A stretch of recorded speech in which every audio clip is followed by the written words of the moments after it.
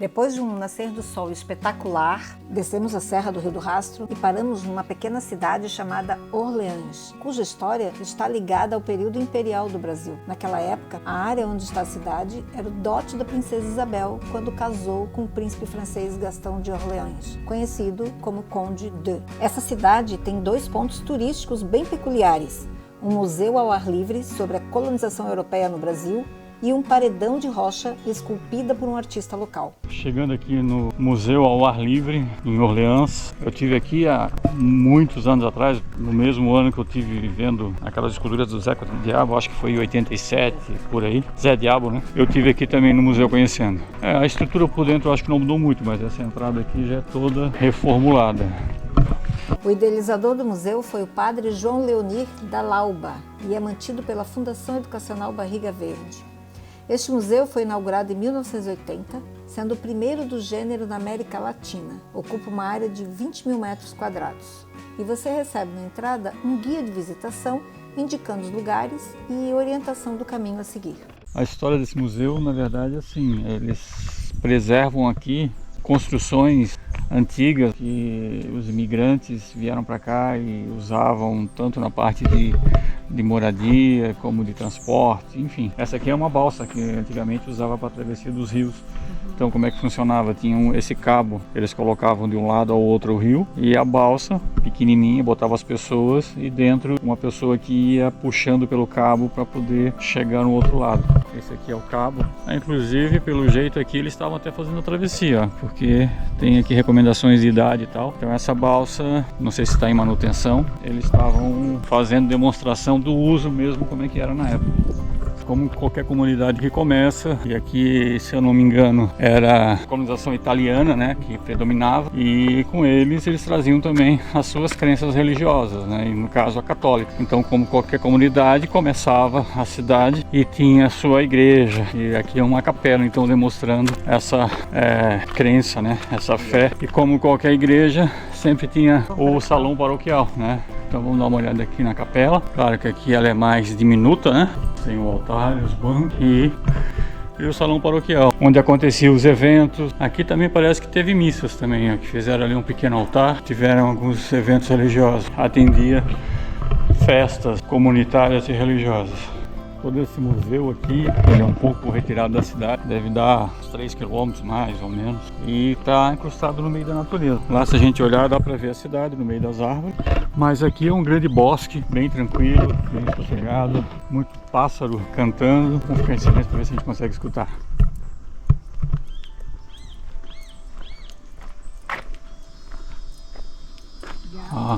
Cigarra. E aqui, ó, são as araucárias. E principalmente na serra onde a gente tava, lá em cima, tem muito florestas de araucária. Mas aqui dá pra gente olhar com mais calma e ver um pouquinho mais de perto. Essa é a árvore que dá o famoso pinhão. Aqui seria a atração 3, tá? Que seria um engenho de farinha, mas não sei por que motivo tá fechado. A Maria tá falando que aqui a atração 4 é estrebaria, normalmente onde se ordenhava as vacas, enfim. E era onde fazia pão, tem um forno aqui, a lenha, um poço d'água, que pelo jeito tem água mesmo. Um galpão de serviços domésticos está aqui. E ali, na verdade, é um cilindro de torcer roupas. Então lavava aqui de forma manual e depois torcia ali. Então era uma máquina de lavar e torcer. Ó, aqui a cozinha, que ela era separada da casa principal, justamente porque tudo era feito com fogo exposto. Então, com a preocupação de não pegar fogo na casa, eles deixavam separado essa parte da cozinha aqui. Ali os utensílios, as panelas. Isso aqui é um moedor de café, um pilão. Essa aqui é uma lamparina, também conhecida como pomboca. Eles botavam querosene, tinha um pavio. Isso aqui é que iluminava as noites dentro das casas. E aqui é a casa principal. Aqui já tinha um fogão mais sofisticado, fogão de lenha, que até hoje os lugares frios ainda usam. E aqui, como guardava as louças, ó, o radinho, ferro de passar em cima, um cilindro para fazer massa. Italiano tinha que ter aquela mesa de família grande, né, para os almoços e jantares. A casa do italiano normalmente é assim, a cozinha e a sala de janta é junto e é grande, é o lugar mais amplo da casa, porque é o lugar que eles mais gostam de ficar comer, beber e conversar. Aqui era o armarinho, né, onde guardava também louças. E aqui a gente entrava para os quartos. Provavelmente era um quarto de casal, onde pendurava as roupas aqui, ó. Aqui é o sobretudo, que com dias frios devia usar. A cama, normalmente os colchões era de palha, muitos com palha de Marcela. Aqui era um berço, olha como é que era um berço de madeira da época. Balançava. Balançava, quadros religiosos, né? O baú, onde guardava coisas também. Os quadros eram muito comuns. Aqui um outro quarto. Não sei se vai aparecer, não vai aparecer aí. Eu acho que a GoPro não vai conseguir mostrar, que é muito escuro. Aqui também um quarto de casal. Esse aqui já tinha um guarda-roupa, né? Que antigamente os colonos tinham muitos filhos, né? As famílias eram numerosas, porque também precisava as lidas da casa, da horta, do campo, né? Tratar os animais. Era muito extenuante e precisava de muita gente para dar conta, né? Então as famílias eram grandes e normalmente quando os filhos cresciam, casavam, ganhavam uma gleba de terra próxima aos pais e assim iam desenvolvendo as famílias, até se conhecia os lugares pelo nome da família, que já é a sala de estar. Continuando na casa principal do colono aqui, ó, as áreas eram em morro aqui na região, né? Muito irregular.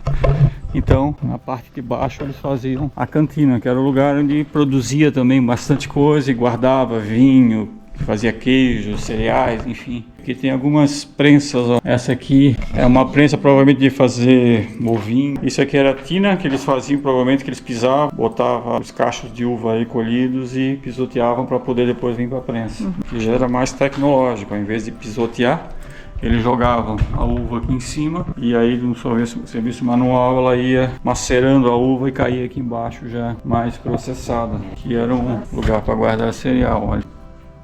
Essa aqui era para fazer o queijo, nessa máquina aqui, ó. Aqui é a tina do vinho, que eles já colocavam para sofrer o processo de fermentação. Saiu o vinho, saiu o vinagre. Aqui as garrafas onde eles enchiam e ficava armazenado aqui, que geralmente no lugar mais baixo era um lugar mais fresco, uma temperatura onde conservava bem o vinho principalmente, os queijos, que era um filtro.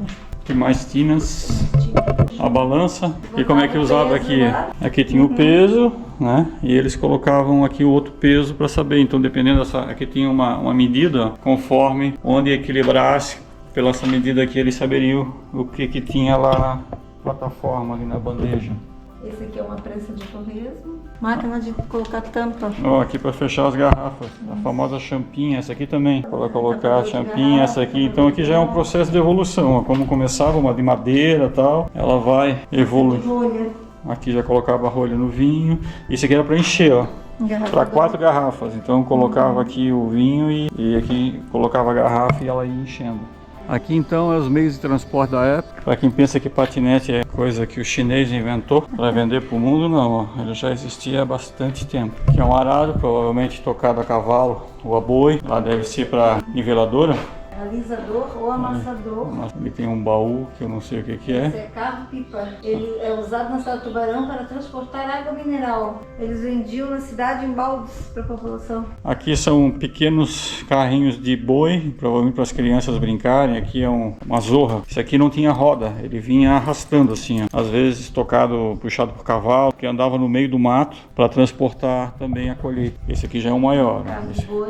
Carro de boi. Passava um sebo para fazer barulho. É uma aranha. Uma aranha. Aqui uma carroça. Essa também é puxada a cavalo, com um cavalo aqui no meio. E para transporte também de mercadorias. Essa aqui já era um tocado a boi ou a cavalo também. E era mais usado no sítio, né, para carregar as coisas. Isso aqui é uma trilhadeira, ó, usada normalmente no plantio do arroz, quando colhia e secava, eles batiam o arroz nessa máquina aqui. Conheço por arroz, mas provavelmente usava para outros cereais, quem sabe o trigo, sei lá. Passava aí por dentro e ia selecionando através de peneira, separava a palha do grão. Isso aqui parece ser um moinho, então eles desfiavam isso aqui, era um prego com pontas, isso aqui rodava e provavelmente eles colocavam aqui, ia separando as fibras e tal para poder fazer os colchões. Aqui são os arados tocados a tração animal, ali são canga, né, que colocava canga de boi ou de cavalo, mas normalmente era boi, colocava para dupla de boi para poder puxar. Aqui são rodas de carro de boi, e também é um arado, né, bem rústico, esses dois arados aqui, ó. Arado tipo focinho de porco. Isso aqui é uma árvore de urucum. Então aqui é interessante que ela está com bastante fase da produção. Lá em cima a gente ainda tem flores. Essas flores depois dá esses cachinhos aqui, ó, onde elas estão verdes aqui, os vólocos, vamos chamar assim, né? Isso aqui depois seca e vai ficar dessa forma aqui, ó. E a Maria abriu ali, tá vendo? Ela tem umas sementinhas vermelhas. Isso é o urucum. Ele era usado tanto no condimento, o famoso coloral que a gente usa na culinária moderna e compra no mercado, o pozinho sai disso aí. E também é usado como bronzeador, né? A indústria usa isso no processo lá e coloca para poder fazer o bronzeado mais bonito. E se eu não me engano, os indígenas também usavam isso como tintura para fazer as próprias pinturas no rosto, olaria. Cerâmica, né? Tanto tijolos para construção e como utensílios de cozinha eram confeccionados com essas máquinas aqui. Então normalmente com tração animal, aqui rodava, mexia a argila, misturava toda a água e argila. Ela também. Então misturava amassando. Esse aqui, amassador hidráulico. Aquele era tração animal, né? Esse já... Isso é com tração hidráulica. Na verdade era com rodas d'água, né? Onde através de correia girava aqui e fazia o mesmo processo. Aqui, ó, que legal, eles faziam o tijolo, ó. Então colocava essa mistura que saía daqui, eles colocavam aqui, aí raspavam o excesso, apertava nesse pedal aqui, subia e tirava o tijolo. E assim era feito um a um, também tinha redondo. Né? Esse aqui é uma roda de olaria. Esse aqui eles faziam panelas, todos os utensílios para cozinha eram feitos nessa roda de olaria. De tijolo. Aqui os tijolos.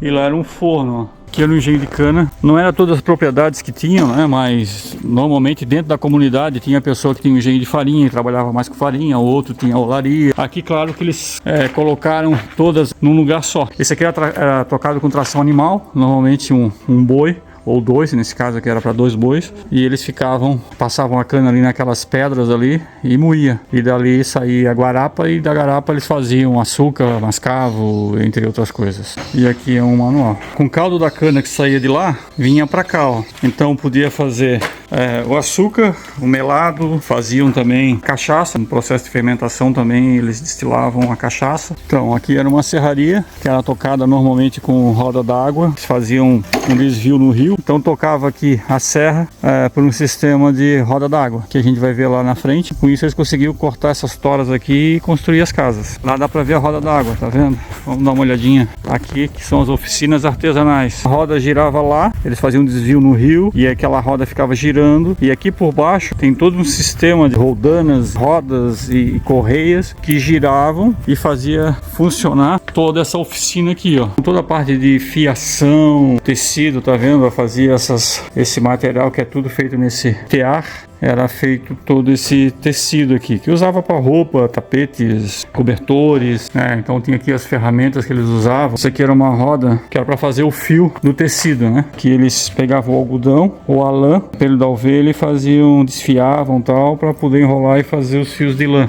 Aqui é mais para parte de carpintaria, as ferramentas de carpintaria que eles faziam, móveis, olha aqui os moldes que eles usavam, no caso para um torno aqui, para fazer também camas, enfim, detalhes, um torno todo em madeira que era tocado com tração humana. O cara botava o pedal aqui e aqui com uma ferramenta, geralmente um formão, ele ia desgastando a madeira para fazer a peça que ele queria fazer. Os modelos aqui é o molde de sapato, então eles faziam com couro e confeccionavam o seu sapato.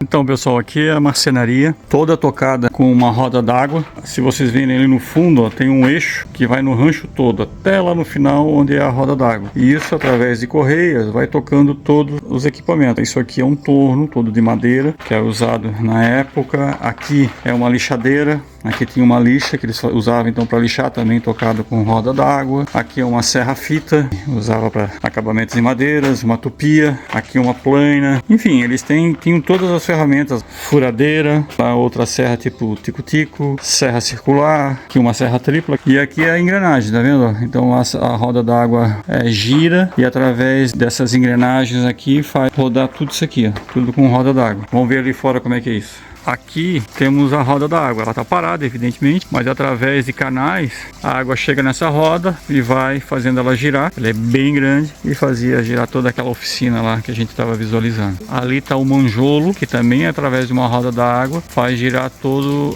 os pilões, enfim, que a gente vai conhecer agora. Aqui a gente consegue ver todas as engrenagens também estão embaixo ali, para fazer girar tudo que está lá dentro, que a gente vai verificar agora. Aqui tem um motor a combustão, provavelmente alguém, já é uma coisa mais moderna, já usava. E aqui a tafona, essa aqui é a Maria.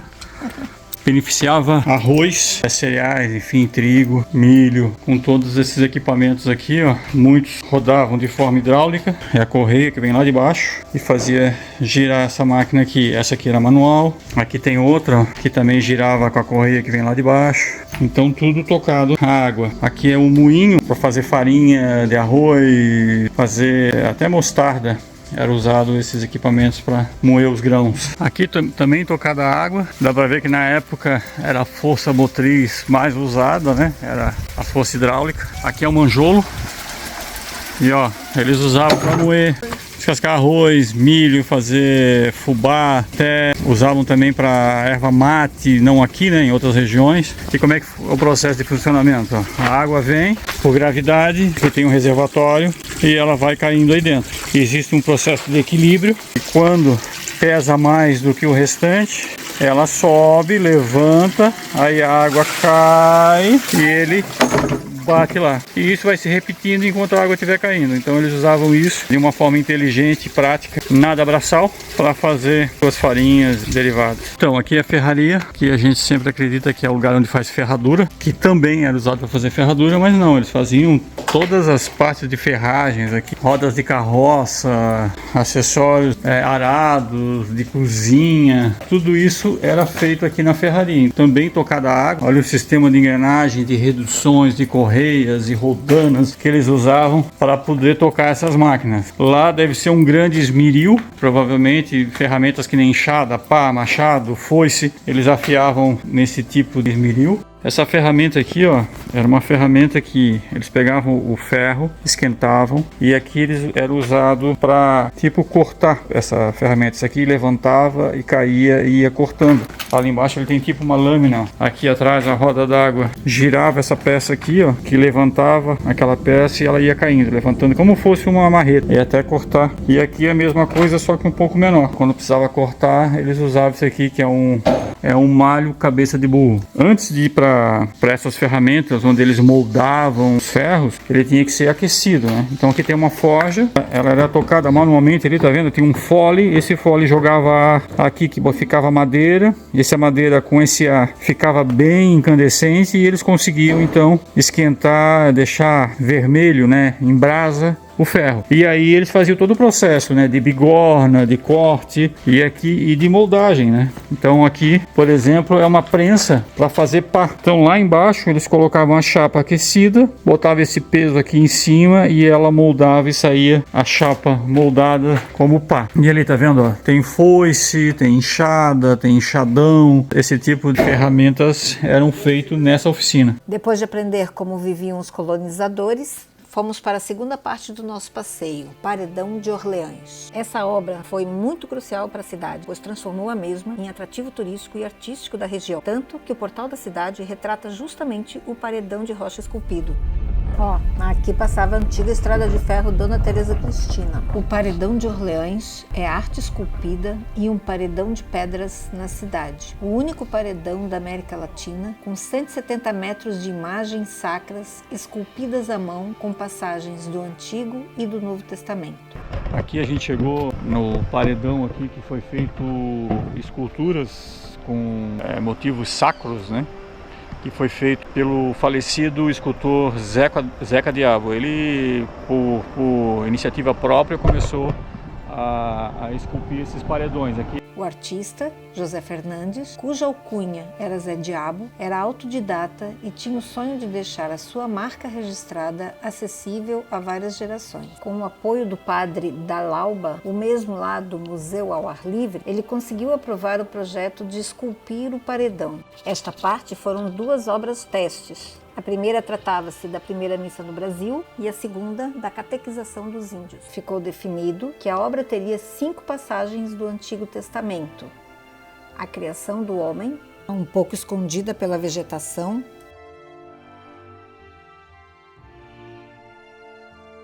o sacrifício de Abraão,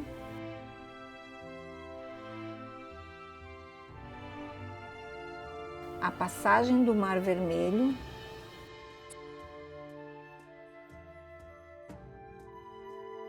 o Templo do Rei Salomão,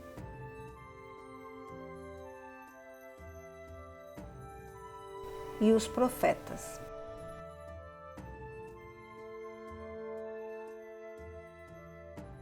E 4 do Novo Testamento, a Anunciação, o nascimento de Cristo,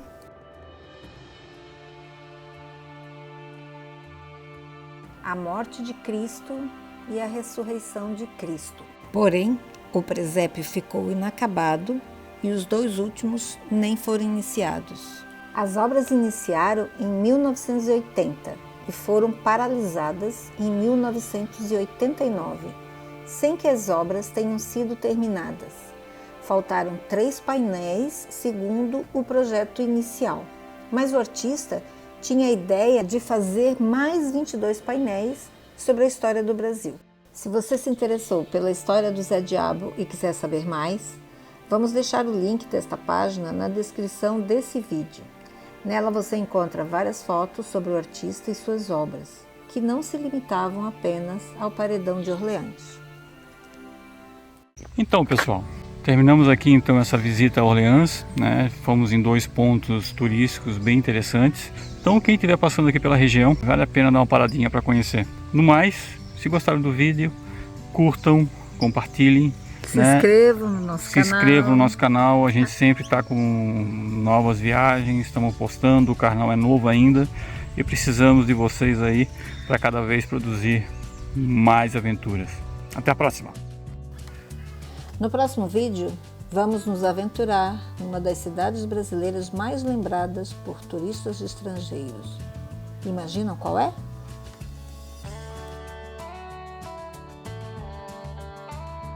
Enquanto vocês aguardam, vamos deixar aqui uma dica de vídeo que temos certeza que vocês vão gostar.